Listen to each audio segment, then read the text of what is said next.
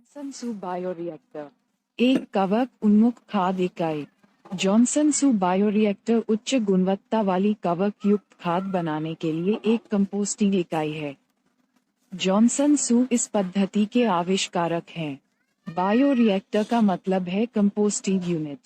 उन्होंने इसे थोड़ा अजीब नाम दिया क्योंकि परिणामी खाद और प्रयुक्त इनपुट अन्य पारंपरिक तरीकों की तुलना में थोड़ा अलग हैं।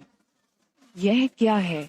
लोहे की जाली, लकड़ी का फर्श और ढकने के लिए कपड़े जैसी आसानी से उपलब्ध सामग्री से बना एक बेलनाकार कंटेनर। जेएस बायोरिएक्टर को फंगल विकास के लिए एक नम और अच्छी तरह से वातित वातावरण बनाने के लिए डिजाइन किया गया है।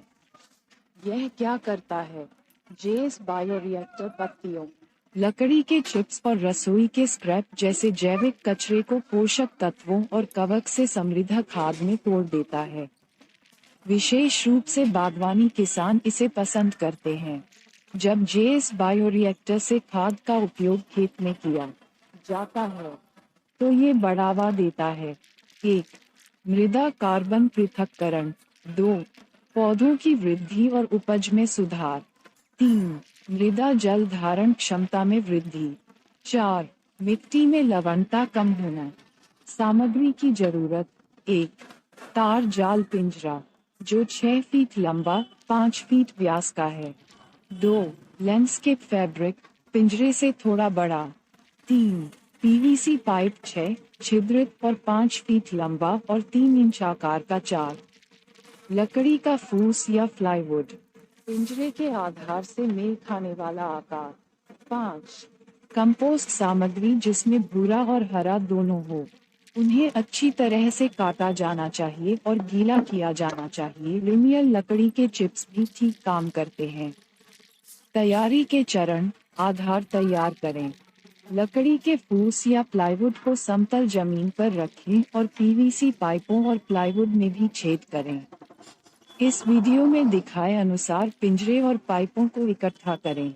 अगला चरण बायोरिएक्टर भरना है। भूरी और हरी खाद सामग्री की परत एक एक करके डाली गई। जैसे जैसे आप परतें जोड़ते जा रहे हैं, नमी बनाए रखना आवश्यक है। इसे एक ही दिन में एक बार में ही करना चाहिए। 2 से 4 दिनों के बाद पाइप हटा दें। प्रतिदिन पानी दें और गर्मी की निगरानी करें।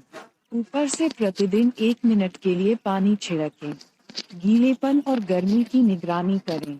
2 से 3 सप्ताह के बाद जब तापमान कम हो जाए तो ऊपर से कुछ किलो कीड़े डाल देना चाहिए।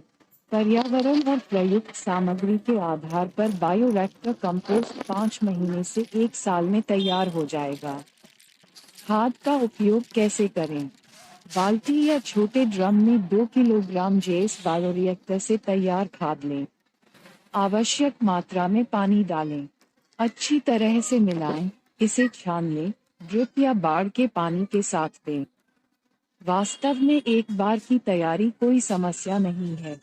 एक यूनिट स्थापित करने में लगभग 5,000 रुपये की लागत आती है। जेएस बायोरिएक्टर के साथ हमारा अनुभव। ये हमने आवश्यकतानुसार सही ढंग से जेएस बायोरिएक्टर तैयार किया था। हमने इसे जेएस के संकेत के अनुसार भरा था। हालांकि समस्याओं का सामना करना पड़ा और हमारी इकाई विफल क्यों हुई? 1. रोजाना पानी देना नहीं छोड़ा जा सकता। ये दुस्वप्न बन गया। इसलिए सेटअप गैराज के खेत के बजाय घर के पास होना चाहिए। हम कई बार पानी देने से चूक गए और इसके कारण 2. यदि हम पानी देना बंद कर देते हैं या किसी कारण से पानी ठीक से नहीं मिलता है तो रिएक्टर विफल हो जाता है। हमारे पास ये समस्या थी और चूहों की समस्या के कारण हमारी इकाई अंदर ही ढह गई और सभी छेद बंद हो गए। हमारे सामने बड़ी समस्या थी क्योंकि चूहों ने अंदर की संरचना को पूरी तरह से खराब कर दिया था और अंदर कोई वायु संचार नहीं हो रहा था। 3. 1 वर्ष के बाद भी यह आधी खाद बन गई और हमने इकाइयों को छोड़ दिया। हम अब ऐसा नहीं कर रहे हैं।